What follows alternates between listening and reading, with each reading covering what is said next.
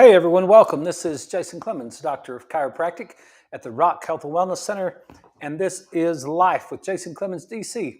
We are live right here from the Rock Health and Wellness Center studios in Lubbock, Texas. We're live on the radio at 98.7, 1420 AM.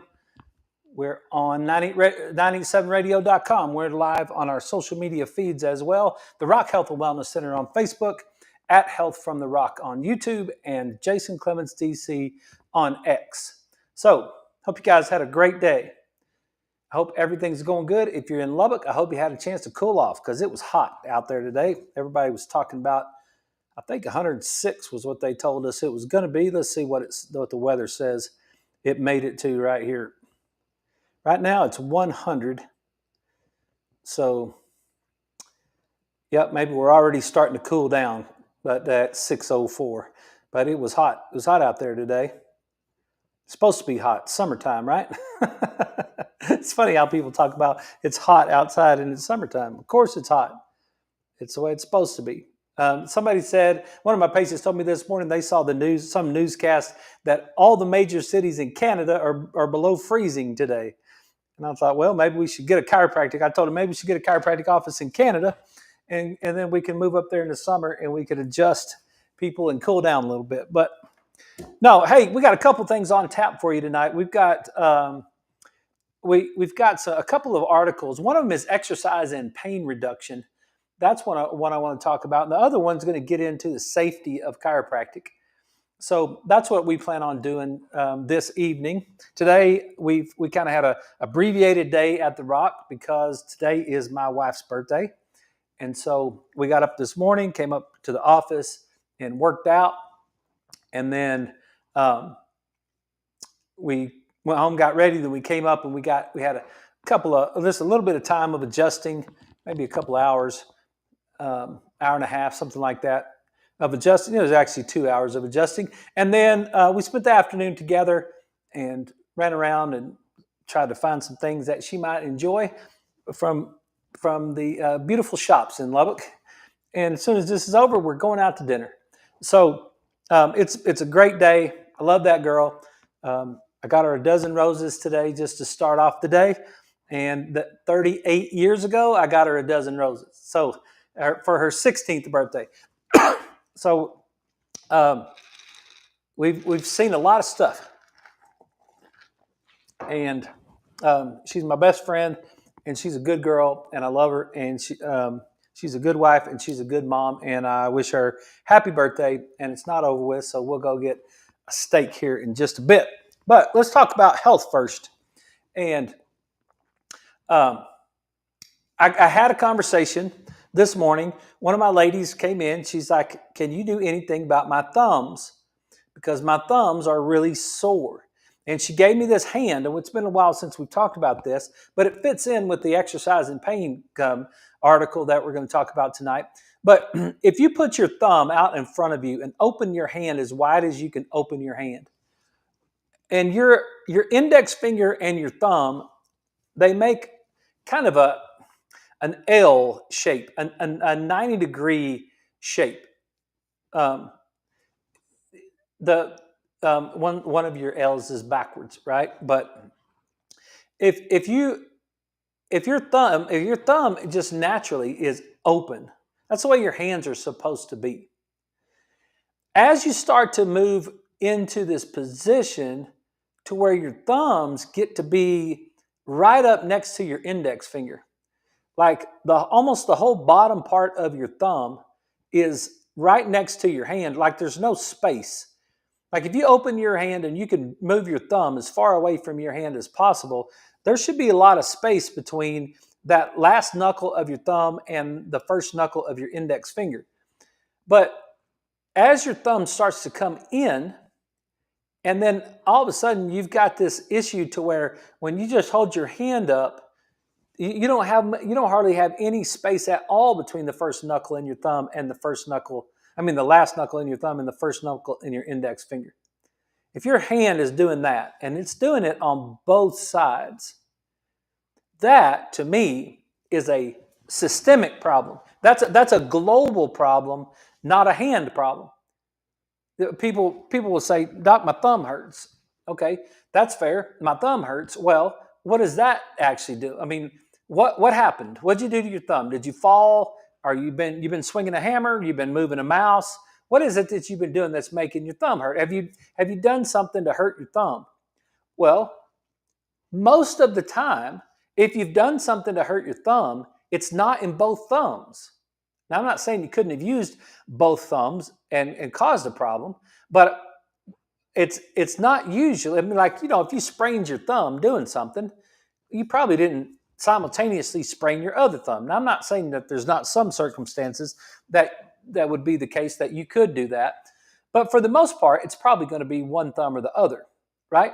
Well, when you come in and your hands are in that position to where your thumbs are really close together, that to me means it's coming from what I would consider a leaky gut problem.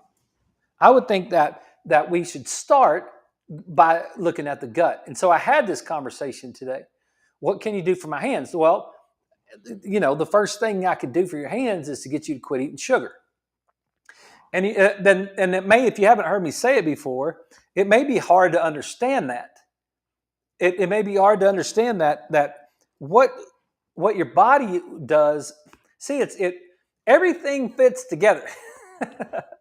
Everything is always fitting together, and we're just wrapping it back around to what we already know and what we talk about. But you see it so many different times, it's just kind of like, yep, okay, now you're telling me my thumbs. Okay, why? Because if you're a person and you have a heart and you have a brain,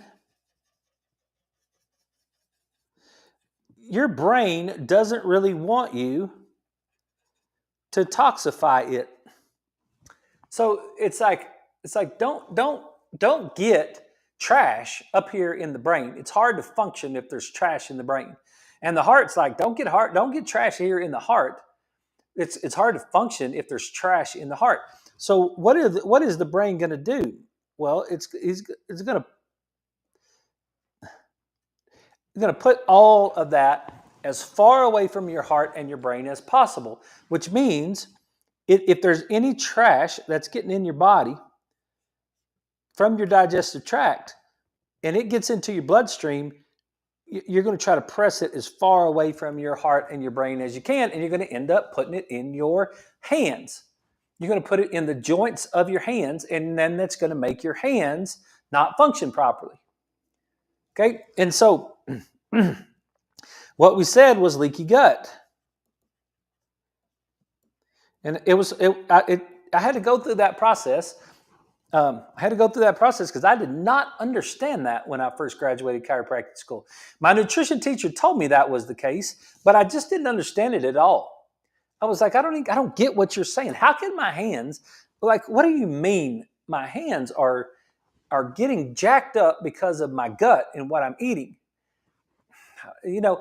Sometimes your teacher says it and you listen to him say it and you understand all the words, but you just don't understand how that could be possible. And it's such a foreign thing to you. You're just like, what is he saying, Mike? Why? What? My diet is causing my hand pain? I don't get that, right? It's like, well, how can that possibly be? And it's like, well, I'll tell you how it can possibly be. Because you get a leaky gut. And what causes a leaky gut? Ibuprofen and aspirin and refined carbohydrates and all that sort of thing is what causes a leaky gut. So it's another thing that we talk about that says, hey, look, when we eat poorly,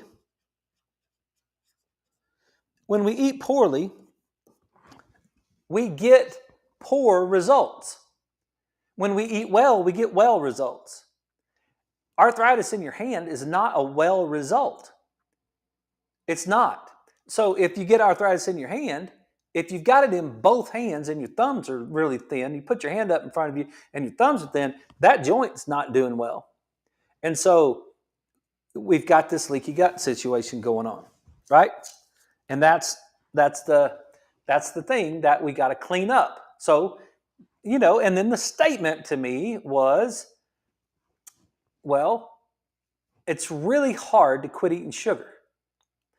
And I said, most people say that, but I really haven't found that to be true. And then, then it goes into the mouse in the cage thing, right? It's like the 2 water supplies, sugar water, and regular water. Put the mice in the cage. What did they drink? They drank 100% sugar water. Took those mice out of the cage, put the mice in the cage that they had genetically altered their tongues to not have any sweet receptors. And which one did they drink? They drank 50-50. This is Charles Zucker's work, right? At Columbia, I believe. So then they left the mice in the cage over the weekend, and when they came back, what were the mice drinking? The mice were drinking 100%, or pretty dang close to, the sugar water again. Even the mice that had no sweet receptors on their tongues still preferred the sugar water over the regular water. Why? Because of the small intestine neuropod cell. And I was thinking about it this morning when I was telling her that story. The neuropod cell is just a name that a human made up, right? It's just a cell that they discovered, and then they decided to call it a neuropod cell. And that was the guy from Duke University. I'll think of his name in just a second. But that neuropod cell is the cell that has that little receptor on it. That receptor is looking for sugar, glucose. And as soon as it hits the small intestine, it sends the signal to the brain, that's great, and there's our dopamine that's on that side. See how when we map it, we just keep mapping it, and you just map it again. And it's like, well, daggum, that's the same thing you said about arthritis, and that's the same thing you said about eczema, and that's the same thing you said about fibromyalgia, and that's the same thing that you said about acid reflux, and that's the same thing that you said about Alzheimer's disease, and that's the same thing that you said about blank, right? It's like, yes, I know. It's not that complicated. It's not that complicated. But it maps. It maps if you understand it and you see it again. You're telling me that my thumb that's messed up, my bilateral thumb pain is coming from the lack of dopamine in my left hemisphere. Yep, that's what I'm telling you. Well, you can do all the things in the world. You can take all the Celebrex. You can do all that stuff. But I'm telling you, that's where it came from because it maps itself down, right? The lack of left hemisphere dopamine is the reason that, you know what she started doing? She's thought about quitting the sugar. She thought about it. Now, she's 86 years old, so she's been rocking. But I'm just like, hey, you want to be 106? You want to be 126? What's your goal? She just came from the gym. She works out 4 days a week. She's an awesome lady. It's like, why do we want to slow down at 86? Let's keep going. So let's just think about it. But she started to think about the idea of giving up sugar, and she started to get depressed. We started to shut that down. We started to turn off that motor, right? So what do we that will get into adrenaline, get that adrenaline dopamine imbalance, get a little bit more stressed out than you are anticipating the future. You get to a certain level, and then all of a sudden your motor cortex shuts off and you want to stop doing what you're doing. You just like lose it's like all of a sudden your dopamine gets low, and then all of a sudden you lose all of your desire to move. You lose your ability, your desire to want to do something. You lose your desire to move forward. Dr. Huberman talks great links about dopamine. Anna Lemke wrote the Dopamine Nation, the book. You can read that. There's a lot of information about dopamine out there. And it's a lot of information about how it moves us forward, right? So the reason that we say that is that left hemisphere. Now, that if you're low over there, what are you going to do to get it? You're going to eat the sugar. Okay. Then if you eat the sugar, you're going to get the leaky gut. And then if you eat the leaky gut, if you get the leaky gut, then the food that you eat that was not supposed to be in your body gets absorbed into your body. And now your immune system has to do something with it because it's not supposed to be in your brain or your heart. And now you push it off into the joints of your fingers, and then you get these degenerative joint disease in your fingers. You get arthritis in your fingers. You get inflammation in your fingers. And now here we go. And that's what we dealt with here at the office this morning. We had this conversation, and I thought it would be fun to share it with you because it's like, and you think, well, I don't even understand what he's saying. Well, look at this. This is the lining of your intestine. And for you guys on the radio, I'm showing you some columnar epithelium. You see their columns. They look like if big columns in front of a building, right? They're all stuck together, running sideways. So that lining of your intestine is what that picture is trying to show. Let me change it over for just a second. And let's erase this. All right. Now, this lining is going like this, and it's got these villi, or whatever you want to, what they're called. And then we got the bloodstream that's coming like this, and the lymph system, and that's all connected. And then this one is connected, and that's got, so now here comes the food. And the food is coming down through here. And all of a sudden, the food, there's a piece of food that's not supposed to get in the body. There's something that you ate that didn't belong there. It's like, nope, keep it moving. Just keep it moving down there. Right? So now this situation, if that gets over there, so we're going to keep that moving, but we're going to absorb all the rest of the food. All the rest of the food gets absorbed. And it has to go through the wall of the lining of the intestine. It has to go through the wall in order to get absorbed into the body. You can conceptualize that, right? The food that we eat has to get absorbed through the lining of the wall of the intestine in order to get into your body, right?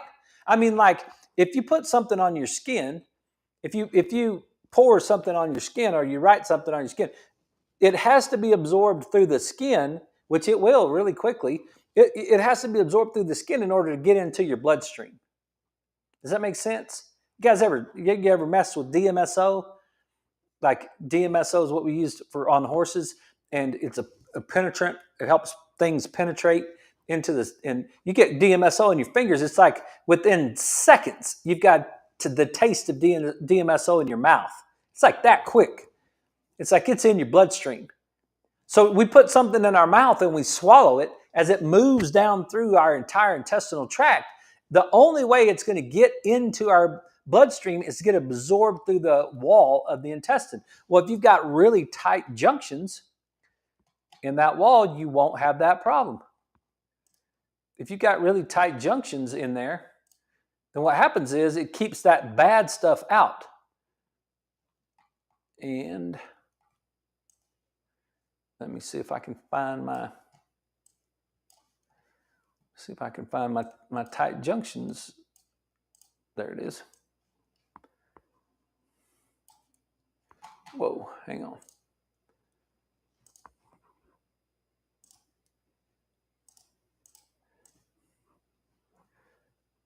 There we go. You know, when you live your life with a lot of tabs open, sometimes it's confusing. But yeah, so this is it right here. So if you look on this right side of that picture right there, if you look on the right side of it, you'll see really tight junctions, intestinal epithelial cells. And inside those right there, those cells are really tight. Nothing's getting through that unless it's being sent through that cell. It absorbs. If the cell absorbs it, then it'll get into the bloodstream. Otherwise, nope, it's not getting through there. But if you look on the other side, tight junctions between cells can become pulled apart due to inflammation, certain medications, and allergies. When tight junctions become pulled apart, certain molecules that normally do not cross the intestinal cell barrier cross and elicit an immunological response, an allergic reaction. That's what I'm talking about right there. That's your leaky gut. And she said, well, that is just gross. That's what she said. And I said, no, that's the way God made you. That's the way, you should go back and listen to last night's show, right?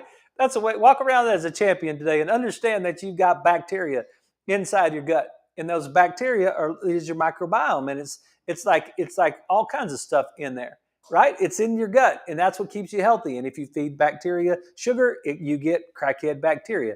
And if you feed bacteria, I don't mean that in any derogatory way against crackheads. I'm just saying they're not people that are very reliable to watch out for your health.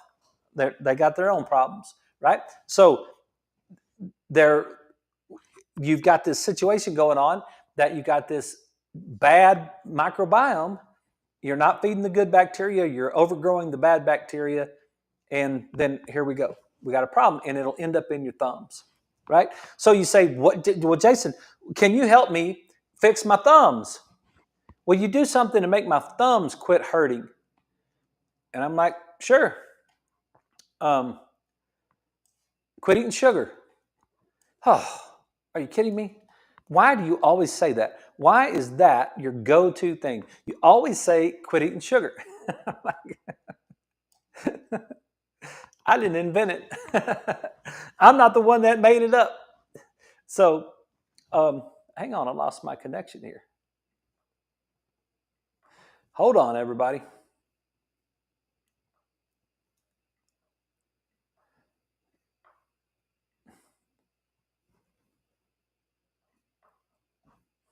I guess they turned me off. They didn't want to hear about this. Play out one or whoever. They just decided that that's all. That they're not talking about that anymore. Hang on, I got a technical glitch all of a sudden.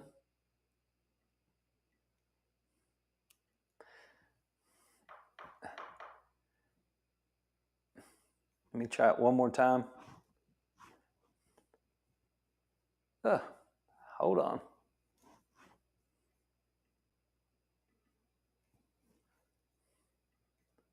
I'm going to have to restart this right quick. Hold on just 1 second.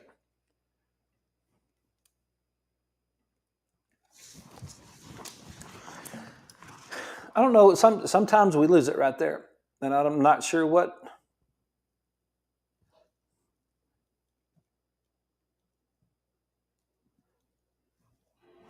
We're working on it. We're working on it. Give us 1 second.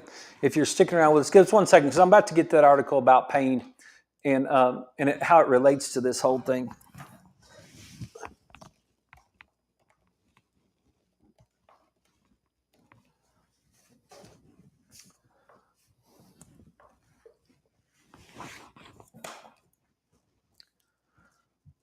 Silence. That's what's going on right now on the radio is nothing. Silence. And I'm just getting glitches. And the radio is just getting silence. And you guys are having to watch all this live. And this is like real live stuff. This is like watching Cops or something. It's not exactly as probably exciting as watching Cops, but it is live and it is life. That's the cool thing about the show. It's like it's life. And it doesn't always go exactly like you want it to, so you got to work through it. You got to work through the days that you don't eat that good, and you got to move along, and you got to just get back on track as soon as possible. You got to work through the days that you didn't get your workout in, right? And then get back on track as soon as possible. It's just the way life is, and sometimes it doesn't go exactly like you want it to go, like right now.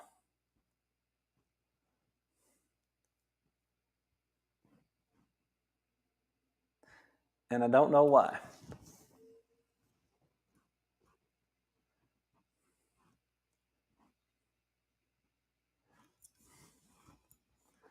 Hang on with me. Bear with me out there. I'm trying.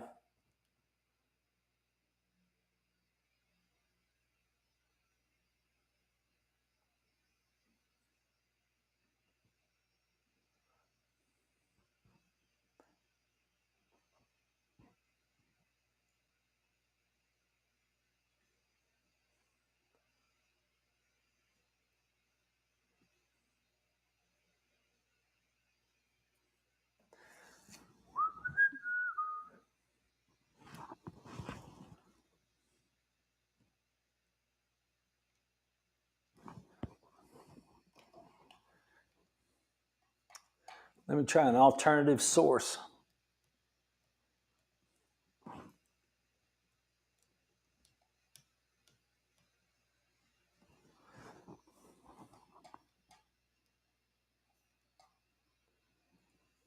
I don't know. Hey, I'll tell you what we're going to have to do is we're going to have to cut the show short tonight on our social media, and we're going to leave that right there. That's a good conversation about leaky gut. We'll just leave it right there. I will see if I can get the radio started and get it back going again. I apologize for this, for whatever's going on right there, and then we'll keep the two articles I was going to talk about tonight: the exercise and pain management and the safety of chiropractic. We'll keep those for tomorrow night. So apologize for it, for this disruption, but all you guys on social media, I hope you have a great evening, and I look forward to seeing you again tomorrow night at 6. You guys have a great night.